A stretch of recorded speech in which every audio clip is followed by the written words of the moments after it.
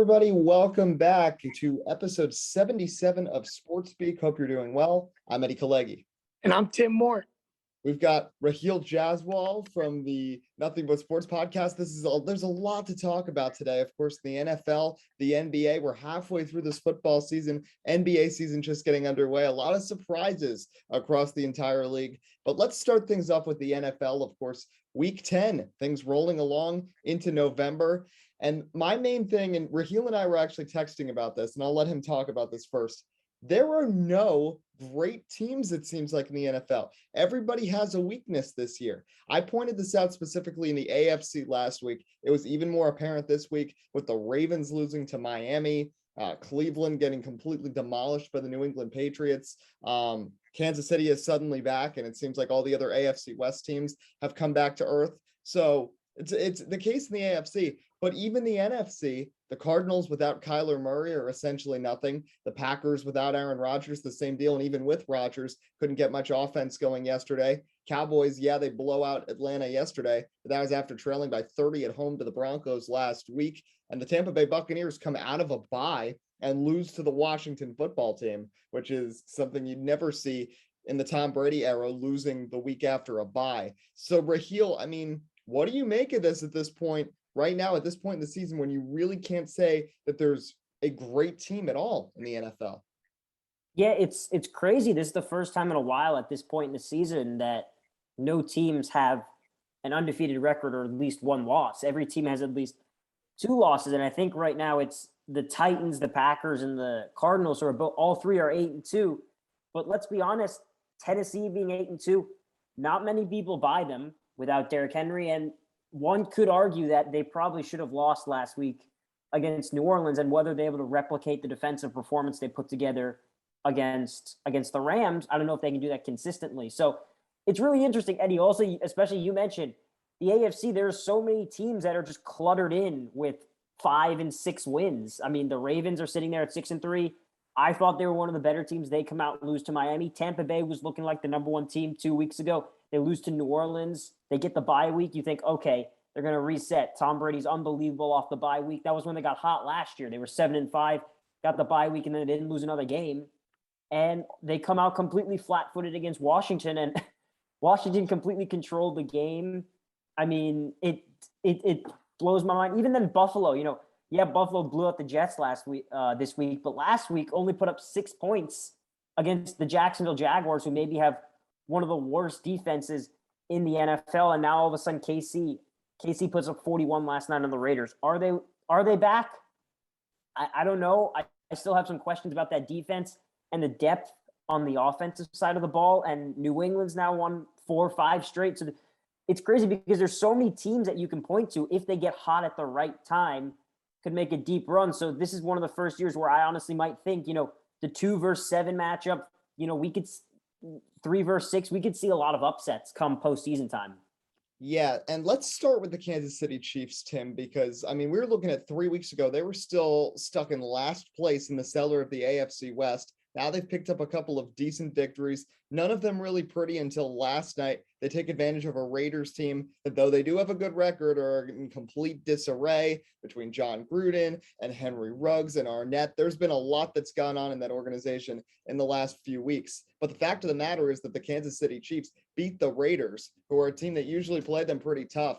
And they have struggled in the past against AFC West opponents, even at their best. So do you think that you can say that the Kansas City Chiefs are back as real contenders in the AFC in this really just balanced conference this year? Or was this game a bit of an anomaly?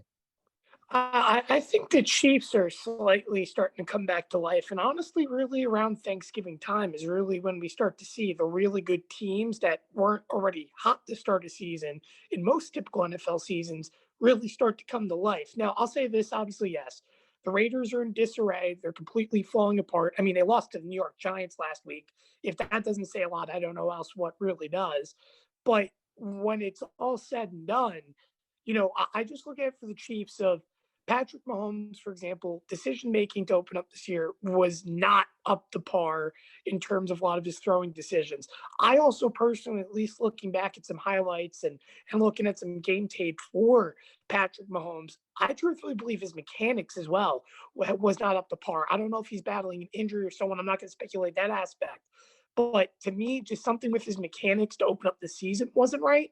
But I'll say yesterday he looked a lot more functionally sound in his mechanics. And I think that played a big part as well, not just getting also, in my opinion, a lot better protection than the Chiefs have had all season long to this point. But he was also really to sit back in the pocket, really be short and compact on a lot of his throws. And honestly, when Mahomes is able to do that and not have to overcompensate with his athleticism, I think it shows exactly why he's up there, for example, with Aaron Rodgers, with Tom Brady, with guys like, well, I know Deshaun Watson's not playing now, but also Russell Wilson that are able to show their athleticism while also having arm strength. So with that being said, I do believe the Chiefs are back. I need to see some more consistent play, though, if you're going to make the debate that they're the best team in AFC. Because also you mentioned the Titans a few moments ago. The Titans, it's interesting. Right now, I guess you can label them as the favorite because they beat the Buffalo Bills. But again, a team without Derrick Henry, a team that might I add just added Julio Jones to the IR. And by the way, Julio, for the record, I know he's been battling those injuries, but this year, in my opinion, has been utterly, utterly underwhelming from his expectations. Tannehill as well, really, really underwhelming compared to where he was last year throwing the ball. And this team, in my opinion, has a lot better targets this season on the roster. So for me right now, and yes, again, I understand Henry's hurt, but the Titans defense started slow. They're starting to pick it up, which is great. They're playing to level. They're winning games, but then it's also too, you say the ifs, ands, and buts. For example, the Buffalo Bills lost by 3 to the Titans earlier on in the season. I'll make the argument that the Bills, for example, should have won that game. I genuinely think that on that third down call that was called 3rd and inches before they had to go, that became a 4th down. Josh Allen was across the line, the line marker, in my opinion, should have had 1st down for 1st and goal. So, and that's not the only play. There was a couple other calls as well that was real controversial earlier in that game that swayed into the direction of the Titans to really help them. But again, that's an aspect of woulda, coulda, shoulda. But I truthfully believe right now, honestly, that in the AFC, the best team overall, and I know it's going to sound crazy, but I really think it's the Buffalo Bills. I mean, this defense right now is playing incredible. Passing defense wise, it's been able to make stops, be efficient, and Josh Allen as well, who might I add, was not as accurate to start the season, just like Patrick Mahomes, is starting to rack up completions, starting to really break down coverages. I mean, we saw just, for example, what they did yesterday against a cover one team and not really having to utilize a guy like Cole Beasley, might add, who's having a career year. He only had 2 targets yesterday. They ripped it up with Stephon Diggs on one-on-one situations, so the fact of the matter is, and also they got the running game going yesterday, which is something this Bills team has struggled to do all season long. So I really think the Bills, in my opinion, right now are the top team in the AFC because they're just simply better all around than the other two at the moment. I think that's fair, but let's not also forget that Josh Allen got completely schooled by another Josh Allen just 8 days ago on one of the worst teams in the NFL. I agree with you. I think the Bills are one of the top teams in the AFC, but I just get concerned with the offense. The defense has been spectacular, but the offense at times has been very quiet for like quarters at a time. It was the entire game against Jacksonville. It was for, a couple quarters against Pittsburgh. The first half against Miami wasn't great. And those are defenses that they should be taking advantage of. So while Josh Allen looked great yesterday against the Jets, I have to see a little more sustainability from this Bills team. Yeah, they'll put up 40 points on occasion, but then they'll go completely flat-footed and score 10 the next week. They have to continue to build up a consistent offense that puts out, 28, 31 points a week if they really want to be serious contenders to win the AFC Championship. But I want to play a little game with you guys called Calm or Concerned, because there's a lot of teams right now that you don't want to draw too many conclusions from a single game, but you can clearly have some feelings about them. And I want to start right away with the Cleveland Browns, who get absolutely demolished by the New England Patriots. A lot of injuries still, but there's so much uncertainty all throughout the AFC North. That division still seems wide open despite the Browns' record. So Rahill, you first. Are you calm or concerned about Cleveland? I would go concerned. I'm concerned with Cleveland because the play of Baker Mayfield is just so inconsistent. Last week, he completely torched the Bengals. And the Bengals don't have a great defense, but I think they have a okay defense. And this week, given New England's defense is much better, but you show if you can get ahead of this Browns team and minimize the run game, what Baker Mayfield is. I mean, we've all said, we've all had mixed opinions on Baker Mayfield. Eddie, I've come on here, I've called him a bust many times. And he played well last year, and I thought I was due for another better year, but also Stefanski. You can't run the football, then all of a sudden the best things, the bootlegs go away, which is what he's best at doing. Also, this team with injuries. This team just, for some reason, can never stay healthy. 1 week it's Nick Chubb, next it's Kareem Hunt, Jack Conklin. Jarvis Landry has been in and out of the lineup. So I would say I'm pretty concerned about the Browns, but also the defense has not been good this year. Remember when we all did our draft preview, we were talking about how the Browns didn't really have many holes on the defensive side of the ball, besides at linebacker, and it was a small hole. But all of a sudden, they're getting torched by almost every single team in whatever fashion they want. They have one of the best pass rushing attacks with Garrett and Jadeveon Clowney, but for some reason, sometimes they just sometimes can't put pressure, and the secondary is not holding up. So I think that's the biggest concern right now with Cleveland. Yeah, and talk about that defense. It's not like they've just been slightly bad. Haven't they given up 40 plus points 3 of the last 4 weeks? The Chargers, the Cardinals yesterday. I mean, it's a trend that we're seeing with this team. Let's stay in the AFC North.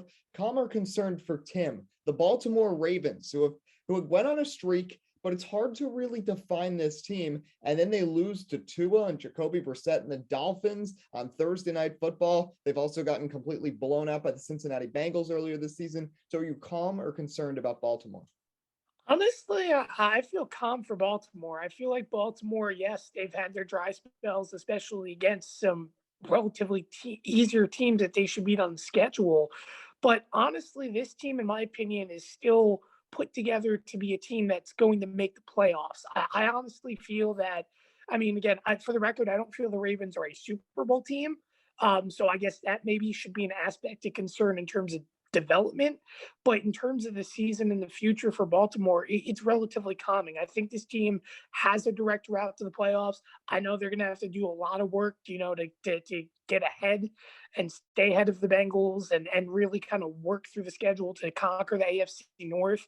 But honestly, for example, I mean, you look at that division, I'm not bought by the Steelers, especially with the fact now that they're tied with the Lions. I know no Ben Roethlisberger, but at the end of the day, even with Mason Rudolph, that team should have been able to beat the worst team in the NFL by far, and they were not able to. And again, I mean, the Steelers, I honestly expected a lot more out of them, and they have not been able to live up to that hype. And I don't know, and Rahill mentioned concern about the Browns. I'm concerned about the Browns as well. This is very comparable, in my opinion, just with a less explosive offense. Very much in comparison to Seattle last year. Remember how bad that defense was, but Russell Wilson started off so hot with that offense. And another comparison as well, the Kansas City Chiefs. Not when they won the Super Bowl, but the year before, if you remember, that defense was terrible when they lost to Tom Brady in the AFC Championship. And you can only make it so far without having consistent defensive play. Doesn't mean that they're not going to turn it around, but I'm more bought into Baltimore that can at least lose a competitive game, even if it's to a bad team, and still kind of show in big weeks when it matters.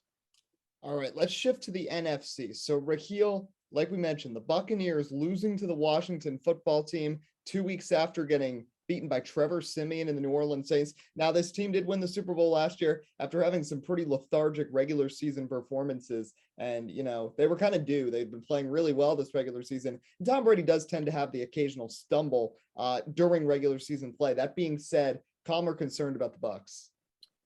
I'd say calm right now. just because it's Tom Brady. I will say, though, I don't think they are Super Bowl ready just yet. I think they still need to get healthy. I think having Antonio Brown and Gronk back will be a huge help when they come back soon. I think the defense also needs to get a little more healthy with Richard Sherman in the secondary. But that, I'd say, calm right now, just because it's very rare for Brady to lose 2 games in a row. And again, we've seen this. Everyone has sort of the odd sort of stumble game, and Washington still, although Chase Young, they just announced he tore his ACL, but Washington still, even though they hadn't been playing well on the defensive side, has got a bunch of playmakers. So I'd say I'd be calm with the Buccaneers, especially considering with the way New Orleans looks, Carolina's still a little meh, and the Falcons are just, kind of the Falcons are just sort of there almost. I mean, I don't see any threats coming from their division.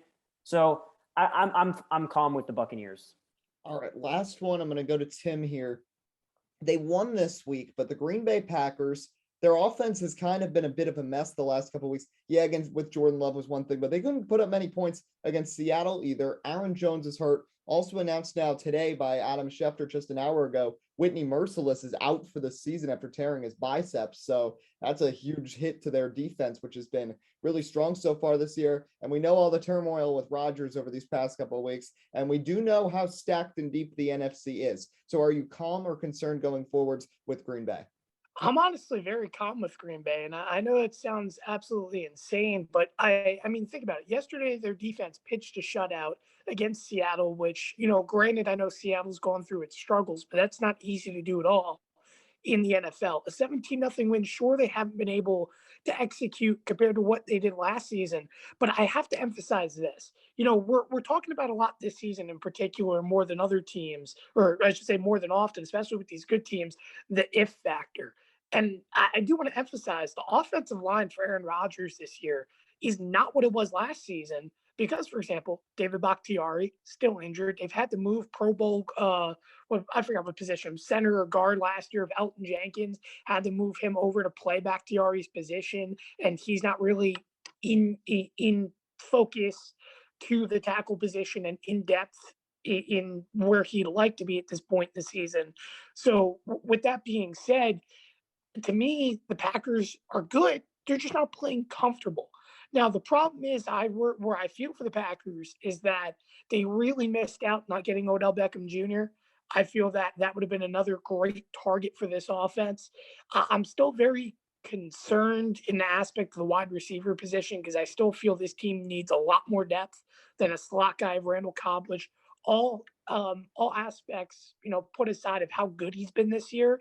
But with all due respect, Marcus Valdez-Scantling and Alan Lazard are not going to carry you as a number 2 or 3 receiver all the way to the Super Bowl. It's going to have to be Devontae Adams all the way. And come playoff time, he will be locked down. And if the Packers continue to look like this as an offense, obviously, yes, Aaron Jones will come back. A.J. Dillon, by the way, I do have to say has played very, very well this season, especially on passing downs. So that's a perk that they're not going to be missing over the next few weeks with Aaron Jones being gone.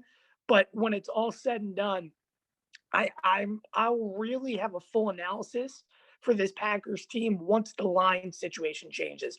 Once everything's settled, Rodgers gets more time in the pocket. I think he's going to be very, very strong. And I think that you're going to see that stat line really go up for Aaron. So let's talk a little about the NBA, shifting gears a little bit. Of course, they're a couple weeks into the season. There have been some surprises there as well. And I want to start things off.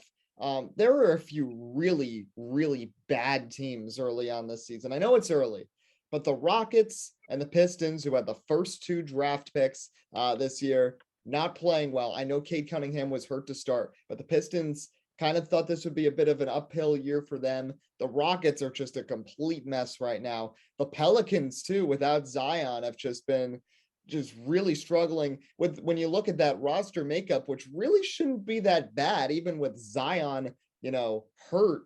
But Rahill, is it a bit concerning, do you think, for the scope of the NBA that you have these teams that tank and they draft and it still doesn't work out, because we've seen with the Sixers in the past with the process that took 4 years of them just being absolutely terrible and suffering through that. And I feel like the Rockets, the Pelicans, those types of teams are entering that same path right now. And I don't really know if that's the best thing for the league. See, the thing is, Eddie, I don't think they're tanking. I just think they're that bad. I mean, we make the jokes about tanking, but it's very rare in those situations where you get it. And I think the NBA will be okay because maybe the whole draft, because the lottery situation sort of thing. So there's a chance you still tank, but you don't end up with the number 1 overall pick. But I think as far as the Pistons go, I expect Cade Cunningham to play a lot better. He's been up and down, up and down, up and down this season. Houston, we didn't really expect much, but New Orleans, once they get Zion back, they should at least win a couple. They'll probably, I still don't think they'll make the playoffs or anything, but they'll still have a respectable record. So I don't think the NBA has a problem with tanking, but I will say it is kind of bad for the league to have these such bad teams, because one of the showcase games on like Thursday night on ESPN was the 2 worst teams in the league. Was the Rockets playing the Pistons. I understand it's the top 2 overall picks going at it. No one's gonna watch that. No one's gonna watch 2 1-10 teams play each other. So from that aspect, it's concerning, but I don't think we have a problem with tanking necessarily yet, but hopefully that stays, but I don't think we'll have a problem with that. All right, well, we've got to talk about America's team, the Los Angeles Lakers, the retirement home with all these 35-year-old players, which isn't working out great so far. Now, I did say when we did our NBA season preview that they were going to struggle at the beginning, and I expected that. And then where things were going to sort of start rolling together. But we've talked about it a couple of shows ago, and it still stays apparent. While Russell Westbrook's play has improved and he's starting to fit in a little bit, it still doesn't really feel like, Tim, he's a great fit with this team.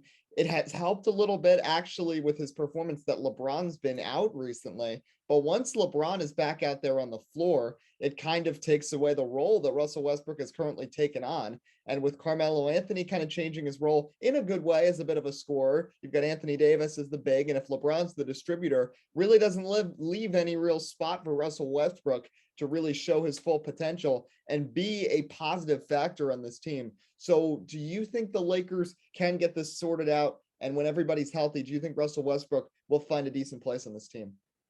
I think the Lakers will get it sorted out, but honestly, in the aspect of Russell Westbrook, I think we talked about this maybe 2 shows ago, maybe 3 shows ago, about Russell Westbrook at the start of the season. And honestly, I still feel the same way about Russell Westbrook. Yes, he's shining right now. He's getting a lot better. Why?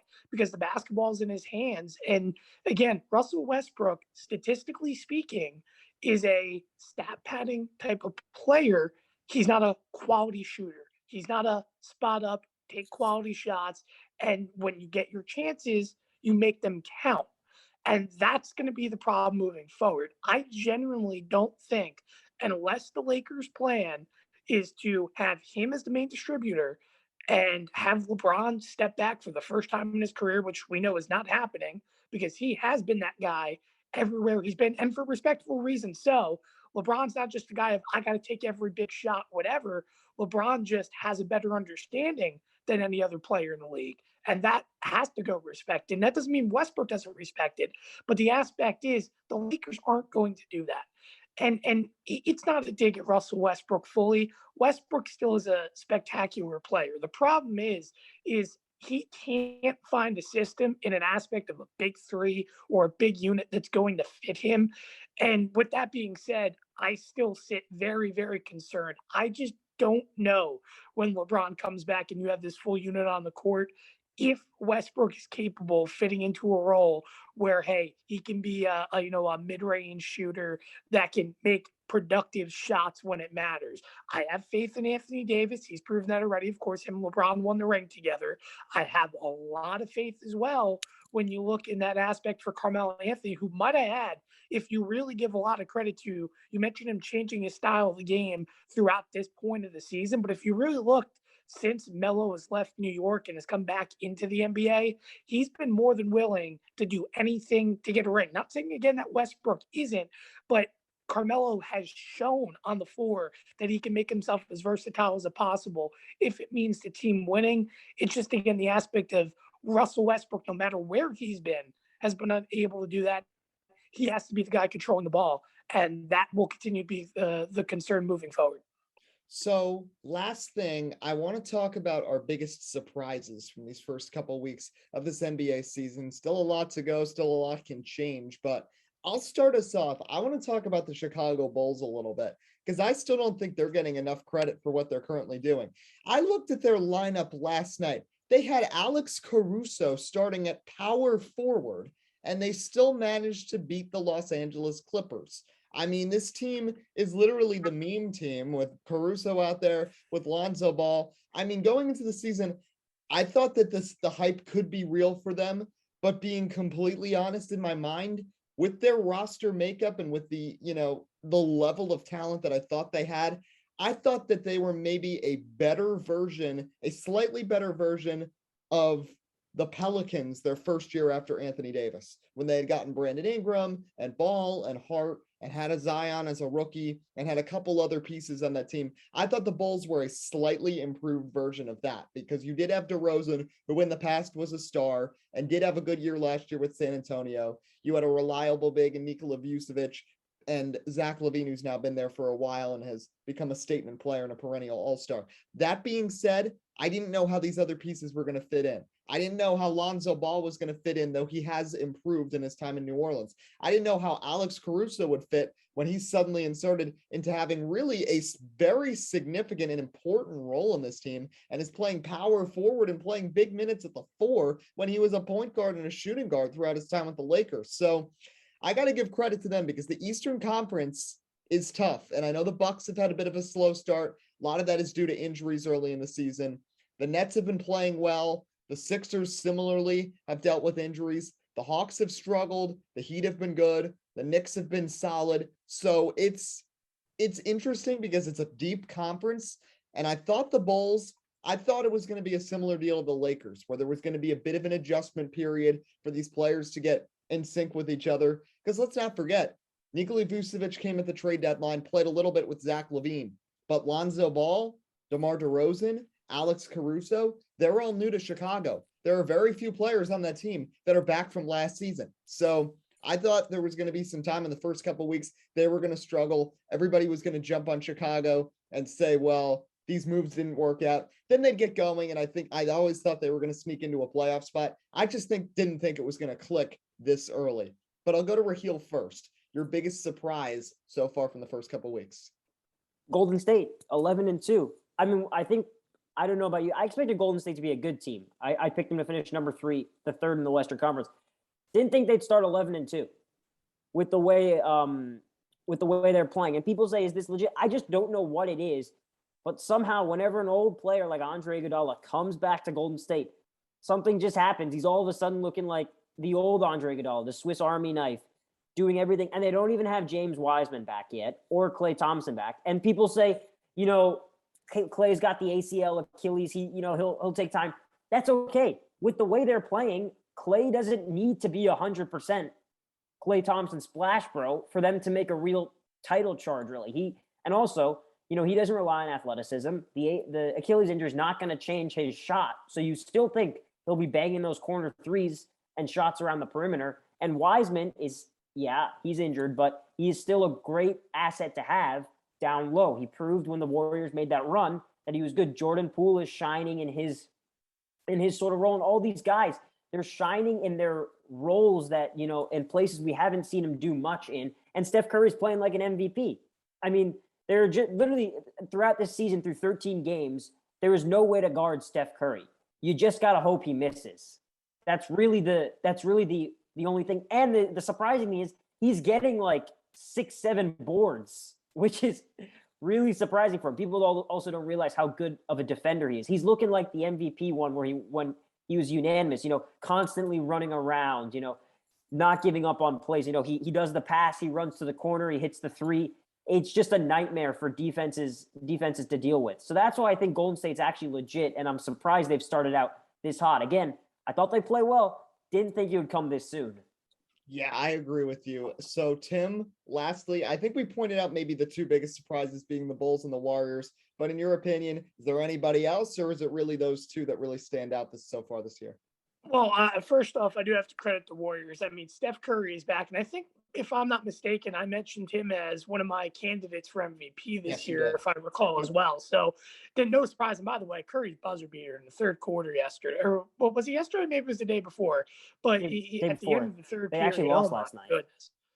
Yeah, I mean, but what a wonderful shot. I mean, for Golden State right now, they're just putting it on all cylinders, and they're reminding us of that big team just what feels like, honestly, and I know it sounds nuts, feels like an eternity ago, but only like 5 years ago. So the aspect is this unit's back, and there's a lot of promise, and it's the aspect of change with not having everyone back yet.